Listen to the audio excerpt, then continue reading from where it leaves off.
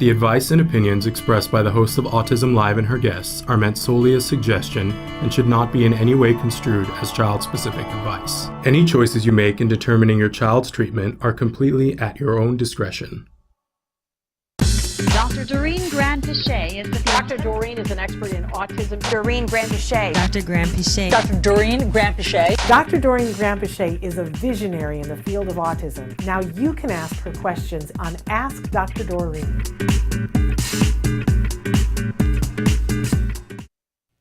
Good morning and welcome to Ask Dr. Doreen. Look who we have in the studio this morning. We're live. It is the Tuesday before Thanksgiving. I have no idea what, it's the 22nd Is of it November. already? Yeah. Yes.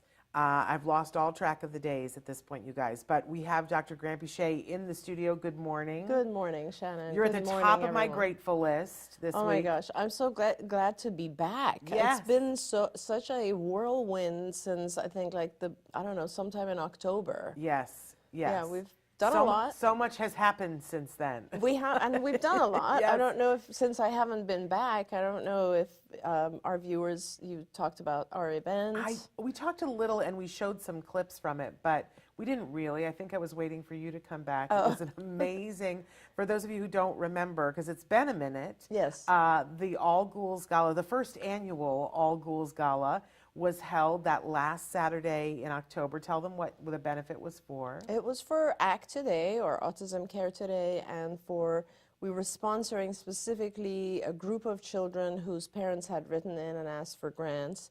And of course it was a huge Halloween event, and you know, as I had thought, a lot of people out there are like me and they enjoy dressing up. Yes. So it was a pretty big event, and Yes. we had pretty good coverage and really good sponsorship, and I think it was a great success. I will never do it at my house again because that's impossible. But yeah, I'm glad that we had so many people, and it was just great. And today, I guess, if we have the opportunity at the end of the day, we should look at giving out some grants, which is wonderful. Absolutely. It's very exciting. Absolutely. And then after that, I don't know if you know, like literally the day or about, I don't know, 20 hours after that party, Yes. I flew to Saudi Arabia. Yes. And that is a very, very long flight. That's like Yes. 20 somewhat hours of flight time. And then I was there for 10 days. And that was also wonderful in a lot of ways, sad, but also wonderful. It's a very different lifestyle, and that was an adjustment for me. Even though I was born in Iran, you know, I grew up in a very Western culture, and Saudi is still has certain rules that you have to adhere to. But I saw clinics, I saw schools, I saw families with autism, I saw charity events. I went to an incredible charity event that raised literally $2 million in about 3 hours. Wow. I mean, it was unbelievable because... Did we get the names and addresses of those people? Yeah. Well, let's invite them to next the year's next All one, Gold exactly, exactly. And it was a really well done event too. What they had done was a family, the family that you and I both know, had sponsored 100 artists, painters, to work individually with 100 children on the spectrum for a period of about, I think, 3 to 6 months. And each had produced an art piece, and now the charity was selling the art pieces. How brilliant is that? Right, and with that money, now they're going to have a building for art for kids with it. But it was my fantastic, goodness. right? So, and then I saw schools that are magnificent and lack really high quality ABA type knowledge. I saw Okay. centers where I was So they actually... needed you. It was really important to be there, let's Yeah. put it that way. And then the centers that I went to was very interesting because I met some really talented registered behavior technicians out there, RBTs. And I observed their work, and they were fantastic. I think all they were missing was like a really advanced curriculum, Yeah. like skills. So I'm looking forward to trying to help some of the organizations out there. And, you know, hopefully, excuse me, hopefully I'll be able to help them because, you know, as you know, once I sold CARD, I signed a non-competition agreement with CARD. Yeah. And so obviously it's they hold me to that. Yes. But, you know, from my perspective, helping families on the other side of the world is not really competitive. Right. Since CARD really has no intention of opening anything in Saudi Arabia. Right. So I'm going to go ahead and assume that it's okay to help, and I really want to help the families out there and across the Middle East, you know. Yeah. There's kids everywhere Wow. who need our help.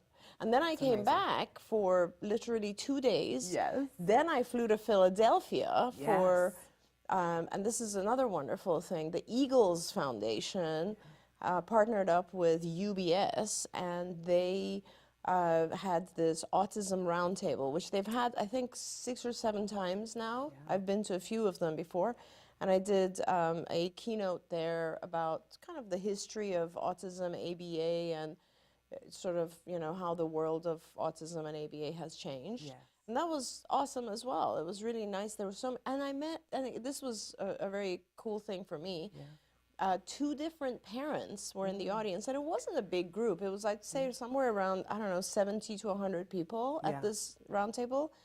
And 2 different parents came up to me and said, you know, one parent said, you evaluated my daughter and treated her 18 years ago, and then told me all about her. And then a dad came up and said, yeah, my son was with you 20 years ago. He's like 32 now. Yeah, and I was like, wow. That tells you, you know. It's pretty cool, though, to like, I remembered the dad, actually, but it's just really interesting to go back that far. And I got a text from Danny Bowman because right, she I met saw you her and there, took a and- picture. You guys know Danny because she appears on Autism Live fairly regularly. She is one of the girls on Love on the Spectrum, the USA version. She's the Yes. one that's the animator. and she was at the same conference, and she was excited because you guys just keep missing each other. You keep Yes. not being at the same Yes. events, and she was really excited to meet you. And she sent me, she's like, look who I finally met. Yes, and I actually had just spoken about Stories from the Spectrum on stage. So when I came down, she immediately said, you know, my work is on there. And I was like, Yes. of course I know Danny. And she is so beautiful. Isn't she Like, in stunningly so many beautiful? ways, like inside and outside, Yes. like just Yeah. gorgeous. And talented, too. I didn't want to leave. She caught me right when I was leaving because I had to catch a flight, Yeah. but I didn't want to leave after I had met her. Well, we'll have to get you guys together That more was often. lovely, yeah. But we're here this hour, and Dr. Granpeesheh is going. We wanted to get you guys caught up because, you know, and for me, there's been nothing but the toy guide. Nothing but the toy guide. It's been Toy sorry Guide I 24. abandoned you with no, that no, this no, year. no, no. It's been so much fun, but the toy guide is live now. So for those of you who have been waiting for the toy guide, it's live right now. Go to autismnetwork.com. and click on, it says Toy Guide Winners on the top, and then you can pick which category you want. The toys are all there. We love feedback from you guys. There is, now if you look at it on mobile, it's slightly different, but there is always a button. It's underneath the toy. So it's the toy, it's what award it won, the toy, a picture of it, a description, what we say about it, and then there is the button that if you push the button, it will take you to a site where you can purchase the toy. That is separate from us, but you guys had asked for that, and we wanted to make it convenient for you. So that is there. When you're doing it on mobile, just make sure, because it was a little confusing for me this morning. We might need to look at moving that, because where to buy it is right above the next toy. So just know that it's the one above that you'll see when you click on it. You'll go, wait a second. And just send us a link in case we want to announce. Well, let's do that. Which is autismnetwork.com and then slash toy guide. Toy guide. There you So go. very simple. So you can find it there. Yep. We hope that you guys will check it out. There are so many different categories. We did sort of age categories. So there's a baby toddler category. There is the preschool category, the school aged, then teen tween, adult, and then a caregiver section. And then within each one of those, there's 16 different awards. Oh, so there's my one gosh. that's for motor skills, there's one for language skills, there's one for social skills, there's the top toy, there's the oldie but goodie, a puzzle toy, a book. I love all the books we chose. But I always say to people, start with the age that the individual is and look at the toys and gifts in that category, but then click on the other ones, because you might have a teenager that likes one of the toys in the adult section, and a lot of times, I mean, people have already looked at it and said, wait, this is in the adult section, because I just don't believe in you have to do something that's age appropriate. So I was actually going to talk about, I'm glad you said it that way, because I feel like there's one of the questions I get a lot, Shannon, is it okay for my 10-year-old to play with toys that are like for 4-year-olds? Right. And that's kind of an interesting question in itself. And I would say, toys have two purposes, I think. One is just recreation. They're fun. Yep. They're reward. They're reinforcer. And the other is they also mediate interaction with others, okay? So they are like, when you have a toy, other kids will come up and be interested, and then you end up engaging and so on. So if it's, so for the first purpose, I say children should be allowed, and adults too, by the way, should be allowed to play with whatever. It doesn't matter the age. I agree with you completely. The importance is that it is rewarding to them. And so it's important also for our parents who are looking at the toy guide to consider that. Like, look at the things that your child is into, right? And go to that toy or that level as opposed to just their age. Yeah. But for social purposes, I think it's also important for our kids to learn to play with the toys that are popular and age appropriate, because they draw other kids. Yep. And that's basically what you have to do, is a little bit of both. In fact, we added a category this year we've never done it before, but this year we added best video game. Oh, I love that. And we chose things in those age norm categories that are really mainstream, that are not bad, Right. that are good games where they'll actually be building social skills in them for those video game winners. But you'll see that there are some things, and we sort of label and say this is a mainstream. Yes. Like there's a Yu-Gi-Oh! Trading game that's in there, and it's labeled this is a good mainstream when you're trying to get them to socialize with people in their age range. But thank you for being one of the experts who, because, you know, just yesterday somebody was saying something about, well, you know, my 21-year-old wants to play with Thomas the Tank Engine. Yeah. And I said, you know what, they're 21. Yeah. Let it go. I just flew back from Texas, and on the plane I watched, what is it, Bullet Train? Yeah. And there's an adult male in Bullet Train that the whole movie, he talks about Thomas the Tank Engine. Oh, he does. Every single time something comes up, he compares it to Thomas, and he says, "Oh, you're like." By the way, how amazing was Joey in there? Oh, she's so good. She's amazing. Joey King, who right? was one of the recipients of a award that we gave at the All Gold event. Gala. That's right. Oh, she's amazing. She in that. is. It's on my list. I want to watch her as the princess, Oh, where right. she just like leaps all over the place and beats the crud out of all these men. It's incredible. She's Joey. If you guys don't know, she's been somebody who's been a supporter of Autism Care Today since she was this little. Yes. I mean, you could carry her around in your Absolutely, pocket. She was so absolutely. little.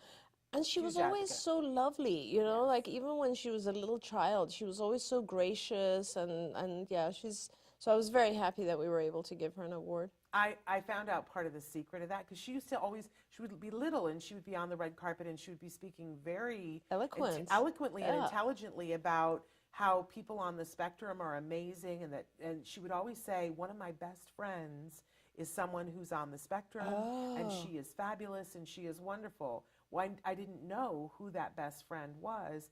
Chelsea Darnell. No way. Yes, Wow. I did not know that. So, That's and then when I found that amazing. out, I was like, well, that all makes sense. Totally doesn't it? makes sense. She Yeah. was around someone her whole life and had that opportunity to see what that was. So, you know, she's been out there since she was little trying to tear down the stigma Yep. of, you know, hey, we're all cool. Let's all be together on this. Okay, we got a lot of questions coming in, and we have other questions. Our first question that we were going to start with today, do we even want to go there, or do we want to start taking live? Sure, please? sure. Our first question that we were going to talk about today is, because you guys have written this in droves in lots of different ways, but how do I teach creativity? Okay, right. Or imagination. That's Yes, that yes. was the word.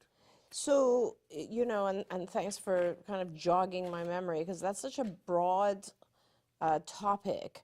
And I think the way that we generally deal with teaching, you know, I guess toy play as a whole is developmentally, right? And when you are very, very young, when you're like, let's say, typical development, like 2-year-old, you're looking at things that we call functional play, and these are like, you know, musical toys where you press a button, something happens. It's a cause and effect type of toy, right? You press something, a light goes on. You turn a handle, somebody pops out, whatever it is. So cause and effect type toys, and so you want to start there because those are intrinsically rewarding in a sense, because the child does something and they immediately get a response. So that's kind of where we start teaching some toys. And then you go on to, because, you know, your goal is to get to a point that's very abstract, which is imagination or pretend, which is a very different and difficult concept for a lot of our kids. And I guess when I get there, I'll talk about why that's difficult. But you start with that, and then obviously you will go to things that are like, more play that is functional, and you have actual objects that you're using. So for instance, before you go to teaching someone, let's say, dressing up, which is an imagination type thing, or pure pretend, you'll do something that's more symbolic. So for instance, you use a toy telephone and you teach the child the function of the toy telephone. Because a lot of our kids, they see you on the phone, and nowadays obviously a toy telephone is going to look completely different from the phone they see you on, Right. but there are actually toy do make telephones cell phone like this tablet now things, too, yeah, yes. yeah. So, and you teach them by modeling, kind of like, oh, hi, I'm talking to them, oh, how are you, and so on, and then they see that, and then you care, and again, Shannon, as you know, like with skills, there's 10 different things going on at the same time that kind of come together, right? So separately, you want to make sure that the child has already mastered enough language and a specific lesson, let's say, called greetings, where they're able to say, hi, my name is, who are you, what are you doing? You know, like some basic social conversation, which now you do it first for real, like you get on another phone, your child is on the phone, and then you do it pretend, where there isn't another person on the phone and they're pretending, and then you do it without the phone. So you do it like holding another object. Right.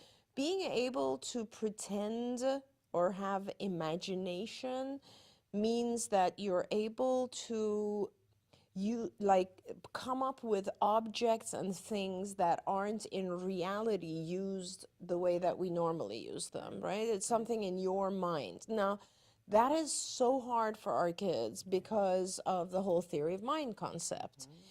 And, you know, like an example of this is when a child wants to, they're very, very rule governed, right? Something is black or white. And if I take, let's say, a phone and pretend that it's a plate, that just doesn't fit into the normal They look rules. at you like you're crazy. It's just not part of the rules, right? And with a lot of our kids, you have to realize we teach massive amounts of information to them after the fact. And they're classified after their age group, right? So like at a later age, and they're classifying this stuff as we teach them. So for instance, when you teach them about plates, you teach them, you know, usually it's round, it could be square, it's something that you put food on, it's made of china or plastic or whatever. So you teach all these descriptors about that particular thing. Now, removing those rules and applying a completely different rule, it's like, okay, well, I guess this is rectangular. I mean, I guess it could be only because the feature that it has in common is that it's a flat surface, you know, with plates. So all of that is very difficult to get to. So you want to kind of go around and do, you know, a lot of symbolic play, but functional pretend play, and eventually get the child to a point where they're ready to make up things. There's a really good lesson that we had in skills, and again, we've talked about skills, and I don't know if it's available to the public right now, but hopefully it is, and I think soon I'm going to try and write out some of these lessons for publication. But what this particular lesson is, you'll draw just start with something like a basic shape, like a circle, and you'll show it to the child, and the child will most likely say it's a circle because that's what you've taught. And then you'll say, well, I think it's also a cookie. And you teach the child to come up with other things that could potentially, like it could be a pizza, it could be, I don't know, a ball, it could be various other things. It could be the moon. It could be the moon, it could be the sun. And so as you keep doing that, the boundaries that you've taught start to become gray. And that's very, very important for our kids, because when they learn certain rules, they become extremely rule governed, and they become rigid in a sense. And they're like, you know, your bedtime is 8 o'clock means 8 o'clock. It can't be 8:01. Those types of rigid behaviors then start to dissipate because they understand that it's not all black and white. It can be gray. And imaginative play also comes a lot from things like, for instance, once you get to the point where your child can have a conversation about what they're seeing on TV, like cartoons or so on, and you can sit and talk about, like, you know, oh, that was funny, he was flying, but you can't really fly, right? That's pretend. And so making kind of two buckets of things that are real and things that are pretend, and that you can have fun with the things that are pretend. And that's kind of also where dressing up comes in, where, you know, you dress up as a fireman or as your mom or whatever it is, and you talk a lot about pretending to be that person. It's very, very helpful because, you know, one of the problems with perspective taking is that our kids are very much only in their own head and have a hard time taking someone else's perspective. And once you get to pretend play, like dress up and that kind of imaginative play, it really helps them to see things from someone else's perspective, which is also a big deal. I think it helps. Tell me if I'm in left field, but I think it helps with anxiety too. That if you are so rule governed and the plate can only be the plate and that's all it can ever be, I see, because this is the thing I love the most. I'm the aunt that always would come over and pick up my coffee cup and be like, hello? Oh, it's the phone, it's for you. And the kids would always look at me like, what? And it would be this thing, and then they would go, oh. And it takes a little bit longer with a lot of kids on the spectrum, but I find that you can get there with them too. And when they go, oh, then this could be other things, I could have fun with that.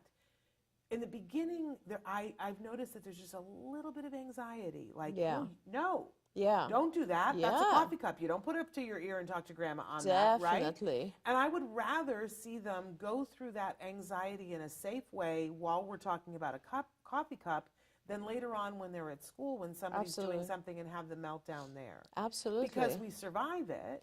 100%. And, you know, Shannon, you bring up a really important point. The whole concept of just our kids and how much anxiety they bear all the time.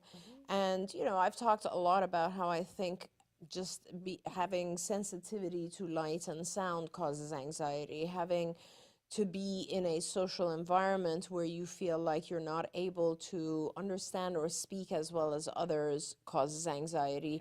All of these things cause anxiety. Now, one industry as a whole, where I think a lot of people who flourish in that industry come from a place of anxiety, is acting. Oh, yes. Right? When you're an actor, you're on stage being someone else. And that helps. I've talked to a lot of people who do that, and comedians, actors, and so on. And they're like, you know, my anxiety is completely gone because I'm someone else. Yes. And teaching our kids to actually like be able to put on that persona and then get a lot of reward for it, like a lot of like, wow, that was incredible acting, is something that will definitely help their anxiety, and it will give them an out. Yeah, well, I mean, you know, I love that. Yeah. And everybody I know in theater, because I don't know if everybody knows, I used to teach theater. That's what my master's degree is in, theater. And so I used to teach college theater, and I would always say it's called a play for a reason. Yes, yes. Playing, yes, right? I love that. But it does help with anxiety. Okay, so I hope that question is answered. That's the beginnings of how to teach imagination. So let's get to some of the questions that you guys have had coming in. I think Traven probably already showed you some of the ways to connect with the show, some of the different ways that you can be watching. We really want to remind you, especially today and right now, that if you go to our website, autismnetwork.com, that's a hub where you can be connected to everything, the toy guide, Ask Dr. Doreen, Autism Live, Stories from the Spectrum. And when you're on that site, about 6 seconds after you join it, a pop-up will come up and ask if you want to join to be on our mailing list. And we have not been sending you things because we don't like to abuse that, right? We only like to use that when we've got something good. But I will tell you something, that later on this week, we're going to be sending out a newsletter for all of you for Black Friday, and there's going to be at least one coupon in it that's going to be for money off of one of our favorite toys this year. So you're going to want to get that email. Awesome. Because when you see this toy, you're going to want it. So please, if you haven't already, sign up to be on that newsletter, because you're going to be hearing from me, and we're going to do that again in December. Because I want it to be meaningful. We're not just going to spam and put things in but this is something that you're going to want. So definitely go there. But if Traven hasn't already shown you, there's lots of different ways where you can watch the show, including on our website. And if you're not watching live now, watch in podcast. We're available any place that you get your podcasts for free. If you want to watch picture and sound, our home for that is YouTube. Definitely check out our YouTube channel there. And you can subscribe to our YouTube channel to know things that are going on there as well. So Teresa has written in, good morning to everybody, by the way. I'm saying hi to Teresa, Liliana, Yasmin, and then Shas, I don't know, and Susie, good morning to you, and many others. The list is way too long. Felix, good morning, and Michelle, hi. So Teresa was first this morning and wrote in and said that she's a graduate student, And she says, if my hypothesis is automatically maintain function, how should my trial basis FA be conducted? Okay. Yeah. Dig into the jargon there. Sure. So, your hypothesis has to be some sort of assumption. So your hypothesis is automatically maintained function is this or that, right? It's not just about automatically maintained function. It's some aspect of that. So maybe you can also tell me more about that. But that being said, and I don't just know for what our you just viewers, said. Yeah. just for our because when you're doing a hypothesis, your hypothesis is, let's say, the moon is green. Okay. You have to have an idea, and then and that's your hypothesis, and then you have to go about proving it right or wrong, right? Yeah. So with an automatically maintained function, what Teresa is talking about is essentially there are behaviors where in behavior analysis, and I've talked about this a lot because we don't know what the function is, and as you know, with behavior analysis, you are always looking for the function of a behavior. So for instance, if I hit you, it's either going to be because I want something you have, or I'm trying to get out of a situation, or I'm trying to get someone's attention, or there are specific functions, right? And those are the ones I always talk about where I say it's either to gain something or avoid something. Right. So, but with automatically maintained behaviors in behavior analysis, we say they are intrinsically reinforced. That means there's something going on inside that is maintaining that behavior, right? I always say the paycheck is on the inside. Exactly. That's the best way to put it. Okay. And I think what Teresa's asking is like, if this, and with a functional analysis, what you're trying to do is you look at a behavior and you look at what happened right before it and what happened right after it, and because your point in behavior analysis is to change either the antecedent or the consequence or both, Right. in order to change that behavior. Right. So with automatically maintained behaviors, that's very difficult to do. So because you don't know what's going on internally, right? That's causing this or is the consequence of it, right? So for instance, a great example of an automatically maintained behavior is, let's say, visual stimming. Right? And if someone is like looking at stuff like this, you don't know what they're getting out of that. What is the function? Why are they doing this? Right. And so Teresa has a great question. She's saying, how do I actually do a functional assessment with that? Now, you cannot do an experimental functional analysis. The experimental one means that you're trying to instigate a specific behavior and see if what you just did really did cause it. Now, we do that sometimes when we're not sure about the function of a behavior, like a child hits other kids. We're going to try different types of scenarios to actually provoke that behavior. In a very controlled environment, very experimental FAs are always very, very controlled. Okay. So with an automatically maintained function, you really can't do that because it's not in your control. But you can still observe. You can do an observational functional assessment where you're looking and seeing that every time this, and you have to do lots of observations, and you'll see that when these particular types of behaviors occur, there's usually something before or something after.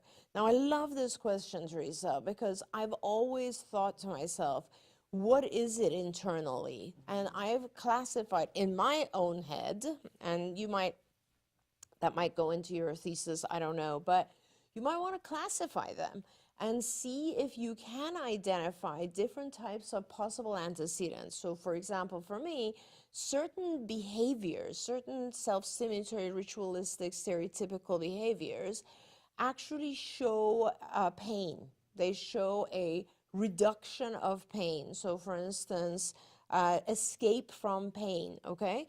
And those would be things like when you see a child who's body rocking, but they body rock against something, like against the counter, against the stool or arm of a chair, something like that, where they're actually putting pressure on their stomach.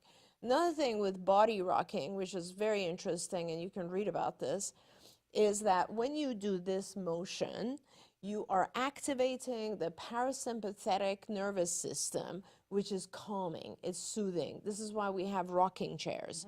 And rocking chairs move back and forth in that motion. So if a child or an adult is doing a lot of this, you can be pretty sure that they are enjoying the activation of the parasympathetic. And so they're seeking that, right? If I was very, let's say, anxious or irritable or whatever, and someone told me, hey, do this, it's just like when we sit down and do meditation, right? Why do we do meditation? We do it to calm ourselves. And so this could very likely be a way to calm. So that kind of answers your question. The function is to produce calmness, right? So that's one. Other things like visual self-stimulatory behaviors, as you know, of course, there's a lot going on with the vision, the input of visual stimuli for our kids, right? Sometimes you have children who have a great difficulty focusing on one object. Sometimes you have children who seek out looking at shadows or looking at patterns just because the patterns help organize things for them. Or, you know, it's one of the symptoms of autism is sensory dysregulation. And I wonder often if these types of behaviors that involve visual self-stimulatory behaviors that we currently consider to be automatically maintained are just part of producing some form of sensory regulation for ourselves, right? It helps the child produce, a lot of times I think our kids have like no proprioceptive sense at all, like they don't know their body in space. And these types of things often perhaps are allowing them to kind of have a border around themselves or give them some sense of security. Now, here's the last one, and then I'll let your imagination go with it. But what I've noticed a lot of times, like you look at some of our self-stimulatory behaviors with our kids, they're very, very much similar to obsessive-compulsive behaviors. So, for instance, lining up objects, holding two things together, putting things in a perfect order. Those types of things, those are OCD. Those are obsessive-compulsive behaviors. For me, I became a behavior analyst after I was a clinical psychologist. So I always, when I saw those things, I was like, this is OCD. This is like exactly what OCD is. And OCD, don't forget, the compulsions and obsessive compulsiveness are a result of anxiety. We think our hands are dirty. That's the obsession. And then the compulsion is washing. The compulsion gets control over the obsession. So that could very well be as well. Our kids maybe, because of the way they see the world, right? It's very disorganized, very floating in air. There's no floor or walls. Everything is all over the place visually. So perhaps what they're trying to do is organize things and keep control over it in some way. So those are the types of things, a reduction of pain, reduction of anxiety, regulation of sensory inputs. There's a lot of things like that that could serve as the possible function. All you can do, though, in order to do an actual FA is by observation when it occurs. You cannot instigate it. Her further question was, and you sort of already may have answered this, and what should I consider when collecting ABC data? Yeah, prior? so obviously the consequential data, you will just observe behavior and you're looking at, you know, has anything changed with behavior? You always want to look at the normal stuff as well, obviously. There could be dual functions. Somebody could be giving attention when they do self-stimulatory types of behavior, all those. But at the same time, I would go further back in the antecedent collection of data, and I would look at things like, do these behaviors occur more when the child isn't sleeping? Do they occur more in specific settings, which are causing anxiety? Do they occur more, let's say, when the child has had, you know, some specific foods to eat that are causing them distress? Those types of things. So think outside the box when you're looking for the antecedents. There you go. Yasmin has said, hello, I would like some help with my son. He's 12 and has autism. He has anxiety about death every day, if not every other day, multiple times a day. He would say, I don't want to die, or I don't want to break, which is also the same thing. He also says he doesn't want anyone to die. He also says he doesn't want to grow up and that he wants to stay small forever, and that he is on medication, 50 milligrams of sertraline. So, you know, this is a hard one, Yasmin, only because... She did write more. Do you want to hear it? Yeah, because I just don't know enough about his functioning. He sometimes gets frustrated and hits his head or bites his hands, and then he says, I'm sorry. I just feel frustrated sometimes, but he always wants me, teachers, or others to reassure him that he's not dying. I once tried telling him years ago that when we pass away, we can all be together with God. I think that's what causes anxiety.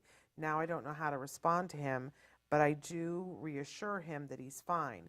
But what he really wants to hear is that he's not going to die ever. How can I help him? I'm so lost. I know that this is consistently in his mind, and the unknown gets him really anxious. And that's all. Yeah. So this is an interesting one because I think there's actually more going on than just the anxiety. I think he's also getting a lot of attention for this particular thing. And a lot of times our kids do that.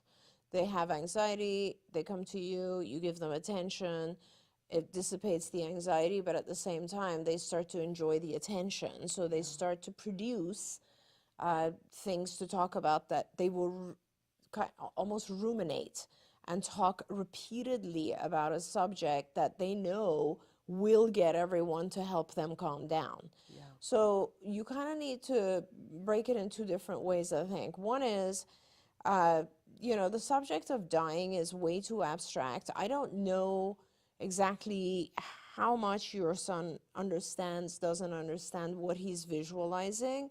But if you want to, you can certainly paint a much more beautiful picture about death, which is, produce an incredible painting with him or a craft, which is heaven, and make it a desirable thing. You certainly can do that. Yeah. It still might be a little too abstract. I don't know if he's had the experience recently of, or even not recently, of someone dying that so that they're gone. And I think his fear might be, where do you go once you're dead? Where am I going to go? So you certainly can produce a very, very concrete vision of a beautiful place for him. But I do want to caution you that it is going to continue to be a subject. When we get anxious, and this is not just your child, all of us, we focus on one thing and we obsess on it. And that might be something that is also happening here. He has a certain level of anxiety. And I think once you have produced that visual of, this is the beautiful heaven that you will go to when you die, when we all die, we're all going to be together. It's going to be just like another house that we're in. We're all going to be having a great time together, if that's okay with you. Because I know religiously sometimes we're not okay with telling those things to our kids. But it's important, I think, that you paint a much more, since you've already started, we'll all be with God. I don't know if he understands that concept. I think it's important for him to know he'll be with you, with all of his friends, with his toys, with his teachers, with his people that he loves, in his room that he loves. Like nothing really changes for him, or maybe a nicer place that he wants to, like Disneyland, something like that. And then when you've done that exercise, in order to reduce the kind of rumination, obsession, talking about it, when he brings it up, you just point to the picture and change the subject. Because I think you need to start changing the subject, because it's become one of the ways that he interacts with you and his teachers and everybody. And you don't necessarily want that to be forever the only topic that he can talk about, right? Yeah. So that's kind of important as well. Now, I want to give you one other technique, which I think will help with any kind of anxiety, and that's just, breathing exercises, visualization of very positive things.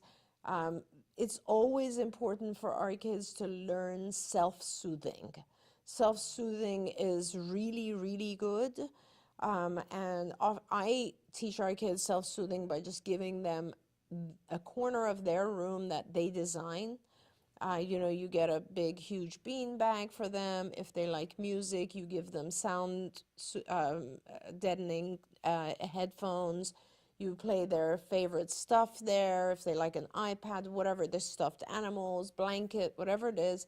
And in any scenario where they're not feeling well, that's a place for them to go and self-soothe. So that's another thing if he's really experiencing anxiety. She says they did have a death recently a few months ago, but they have not yet told him. He believes that the person is still in the hospital.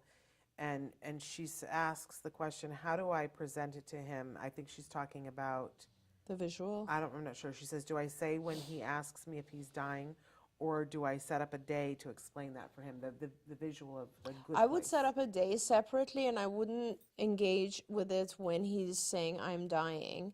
And I would just start to I would do that pretty fast, pretty soon, and just talk about the beautiful place. Now, sometimes our kids, we don't tell them something, but they hear, they overhear, or, he may know that if someone goes to the hospital, it's not necessarily a good thing, that kind of stuff. So it probably did evoke the whole thing, but I think you can make it a much better experience for him. There you go. Okay, I want to turn to,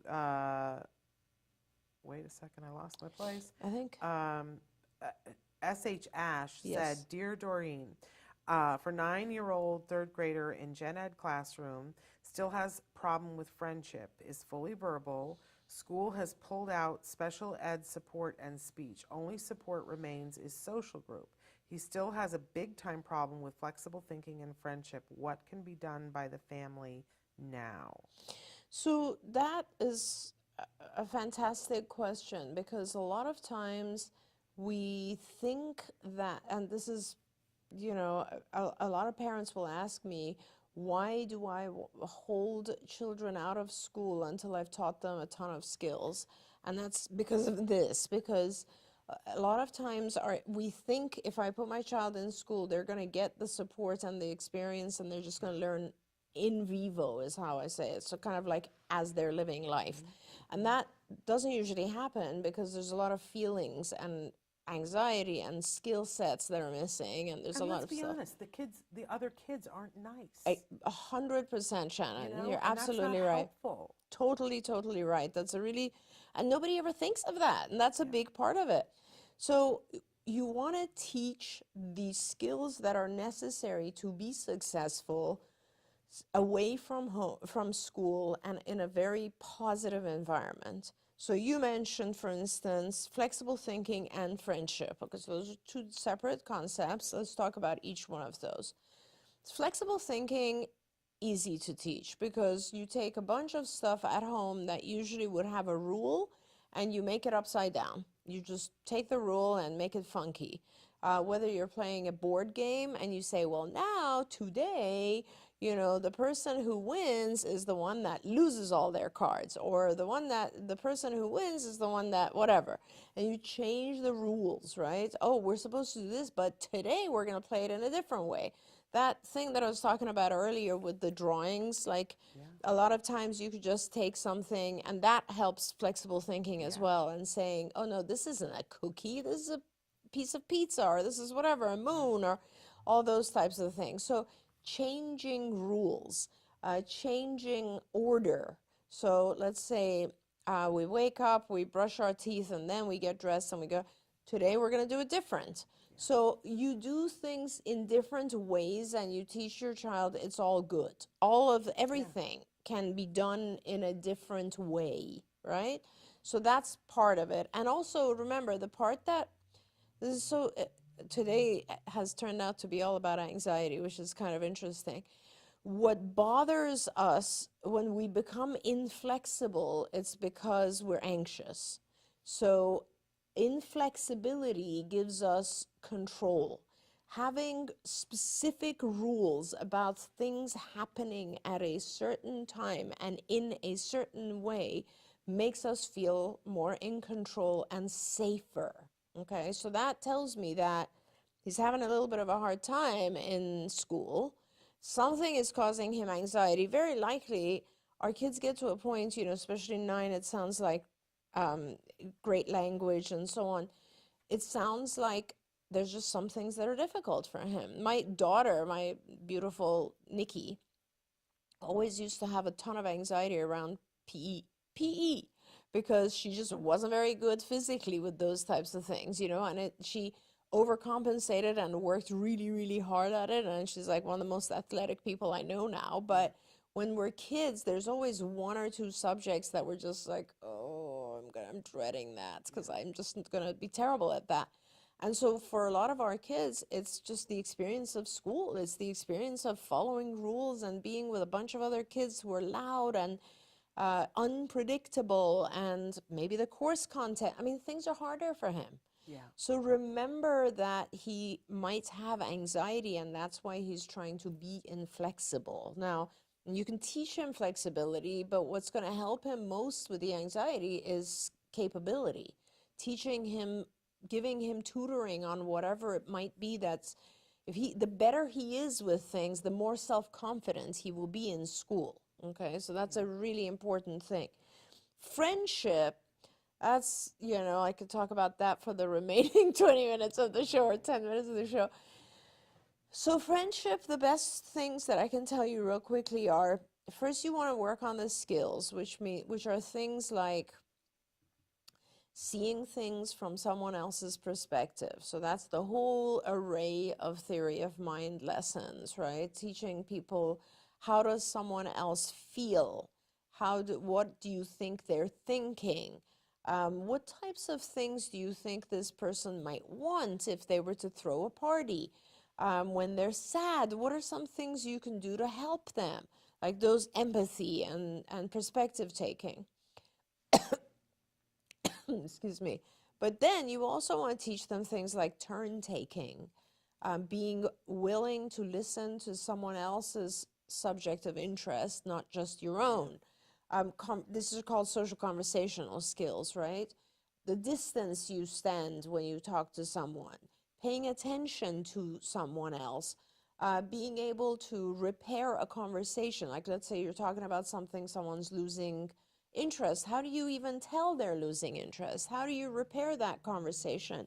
How do you join a group of friends as opposed to one friend?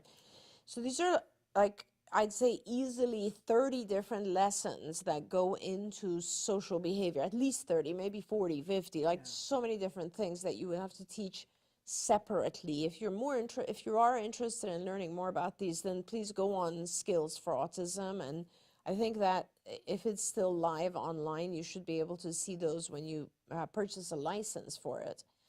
But all of that said, the whole thing about friendship is just teaching the child to interact with all those skills, but first with one other child. That's my biggest recommendation. We throw our kids into school and we kind of expect them to just fit into a group of kids. No, find a child who is calm, loving, caring, teacher-like. Often I say a slightly older girl is good.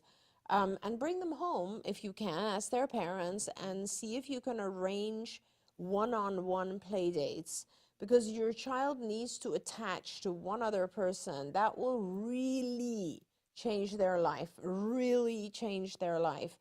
No matter what age or disability or none, when we have one other friend, our courage multiplies. And when there's two of you in school, your child will do a lot better and will learn from the other child and will interact with others and all that. So that's kind of where I would focus, is teaching a lot of skills outside of school and then doing play dates with one other child if possible. Absolutely.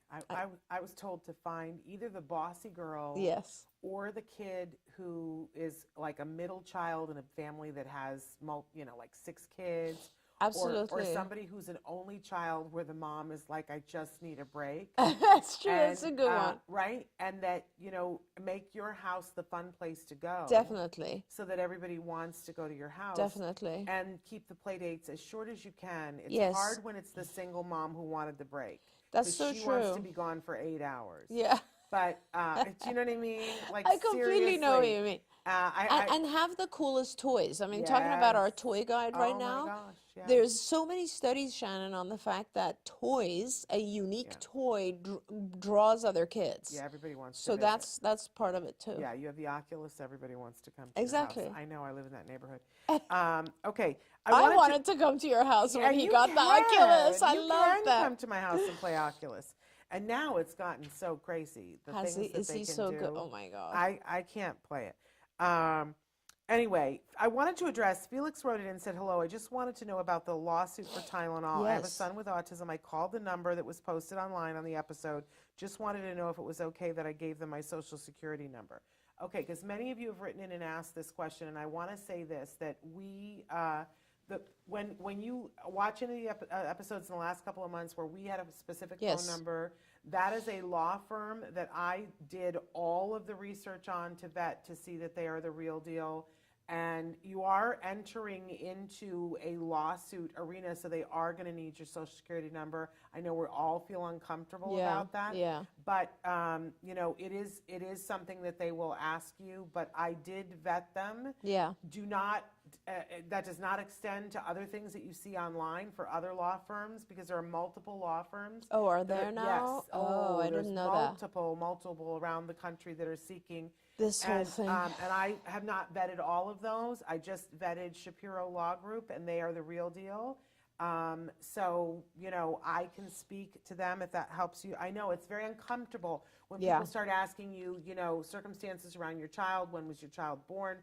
When were they diagnosed? You feel like, I'm letting you into my very private stuff. And then they ask for your social security number. Yeah. And you go, But if you call that number and you're talking to Shapiro Law Group, they're a very reputable law group. So That's great. anyway. And this whole thing, it's so interesting for me because I see it all over the TV as well now. Oh, yes. But it's very interesting because we always knew that, Tylenol is a medication that on its own is very difficult to detox from. Yeah. And we are all told when our babies get vaccinated or even when we have issues and we're pregnant, take Tylenol or give the baby Tylenol. And that obviously now together with all the research about autism and toxicity and so on, it makes sense that this would be happening now. Absolutely. Can I tell you, I flew to Texas to be at a party, and that was the number one question that everybody kept coming up to me and saying, talk to me about the Tylenol thing. And I've been talking about Tylenol for 10 years. But I mean, this is my issue, Shannon. I'm not sure that it's fair to sue Tylenol. I think it's more about what training our doctors get, because it's the doctor who tells you, take Tylenol, give your baby Tylenol. You know what I mean? Well, there are a lot of different aspects to this. And I think what people are learning is that, it's not just one thing. And this is true of a lot of medicines, right? That, you can take one medicine and be perfectly fine. And then if you take another medicine, with that medicine, now suddenly you have a problem. Correct. So what is the problem? Is it this medicine? Is it this medicine? Or is it the person who prescribed it? Or is it the person who is taking it who didn't read the things and put it together, because we're supposed to all know how things interact? So there's a lot here, but what I enjoy is that we're finally asking the meaningful questions. Yes. Because there's some sense to this. Yes. That if you take, I hate it when people just try to shut conversations down and say, it has nothing to do with this and it has nothing to do with that. Maybe in your body. Yeah. But, people react differently to different things. I'm glad that we're looking at things, and this is coming about because a study that was done by the NIH. Yes, absolutely right. It's very reputable. There is more work that needs to be done, but there is a question mark here. Mm-hmm. And the question mark is what, if you are the manufacturer of something, what did you know? When did you know? Yeah. That's a very important question. Yeah. Yeah. And then how did you disseminate that information? Right. To the public? Yeah. Were you, so all of that's being looked at, and I appreciate that. I want to see, we don't really have time, but we have a question, a mom who is in great need. Yeah, my son has been doing speech therapy. His autism is severe, and he's not interested. He doesn't pay attention. It's not interesting. I don't know what to do. I've already taken away TV. I only let him watch TV on Fridays and Saturdays, Fridays to Sundays now. And all he does is play with his shoelaces or strings or goes to the kitchen for food. I don't know how to balance stuff. I'm trying to do my work for my career, also time to go to the gym, and for my son. I feel guilty when I'm studying, and just wondering how to deal with. I have toys for him. but he has no interest in anything that I've tried. What he does is mess with my stuff. When I have the TV off, like my laptop or keyboard, or climbs on top of the refrigerator and messes with the cat's water. He's 6 years old. He's not yet potty trained because she says that she's tried. It's very difficult. He will fall asleep sometimes between 8 to 10 p.m., and then he wakes up sometimes between 3 to 4 a.m. in the morning. So many noises and screaming. I'm tired in the morning for work at 6 a.m. because he stays awake, and she says, please help me. There's a lot. Yeah, there's going a on. lot. There's a lot, and I'm going to help you right now, but I don't think that you can manage all of it by yourself. I think you need help. And it sounds like you're on your own. I don't know if there's a partner, a spouse in the picture. I'm not sure, but you really, and depending on where you are, there are easy ways to get help. So for instance, the number one thing, if you're in a state that provides social services like respite care, California does, for instance. I don't know what other states. Most states do. Most states it's a process. do. It's a process, but getting respite care is important because that is, a person comes and just deals with whatever is there, takes care of your child while you get to go to the gym, do all the things you need to do. And that's really important. If you can afford it, hire a nanny to do that. It doesn't matter his age. But, and that aside, you should also be applying to your insurance to get ABA help. Period. Doesn't matter the child's age, ABA is appropriate for any age, and you need some support. Now, even if you get the very minimum, which is, 10 hours a week, it's going to be very helpful because they'll start to set some kind of rules around his behavior and set some contingencies in the house that will really help you. To begin with, the one thing I want you to understand is that toys are meant to be rewarding for most people, not all people. Some of our kids don't necessarily find great joy in toys that are for their age. They find joy in playing with shoelaces. It does not matter. You make a list. Those are all the things that are classified as rewards. And the list has nothing at all to do with what you and I might think. You might think ice cream is a reward, and your child might hate ice cream. It has nothing to do with what we think. That's our rewards, okay, the ones that are in our head. His rewards are the ones that he craves, the ones that he goes after, the ones that he tries to gain access to. And already I can tell you, it sounds like TV is one. Playing with things like a shoelace or similar to that is another one. Perhaps water play might be one. And obviously computer or some sort of technology is one. There's 4, and food, right? There's 5. And those are all in one way or another fine. Some are preferable to others. And you never want your child to be obsessed with only one, but you're very lucky that he's interested in all 5. That's great. So now you have a bunch of things that he likes and a bunch of things you want him to do.